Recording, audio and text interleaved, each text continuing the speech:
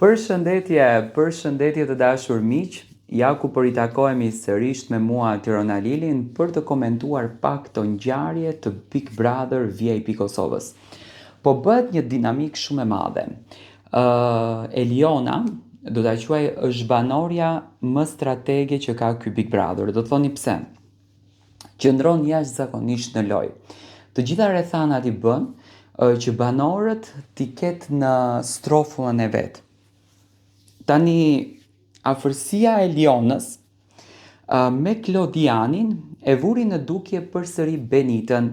Benita, siç duket, është pak xheloze në fakt në këtë raport dhe e ka pak të vështirë ta pranon këtë fenomenin dhe menjëherë filloi duke e akuzuar Elionën që Eliona po shkakton urrëtie tek bashkëshortja e tij jashtë edhe mund ta ndaj çiftin.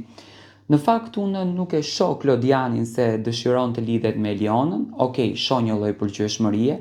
Mendoj se çdo djalë do ta kishte pëlqyer Elionën sepse është një vajzë shumë e dashur, është një vajzë shumë pozitive, është një vajzë shumë e qetë, është një vajzë me shumë këmbë në tokë dhe këto njerëz i duam, ne janë njerëz pozitiv.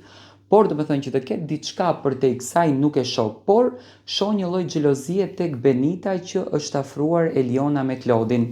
Tani Benita u afrua me Tonin dhe normalisht mbajti lidhjen e saj gjithçka tjetër, por Eliona, do të thënë, ka një afrimitet me Klodin jashtëzakonisht të madh. Unë nuk e shoh Elionën që dëshiron të lidhet brenda kësaj shtëpie, por nuk e shoh dhe Klodin sepse në një farë mënyre nuk i besojnë nga që i quajnë si tradhti apo si gjëra që në fakt janë të parealizueshme.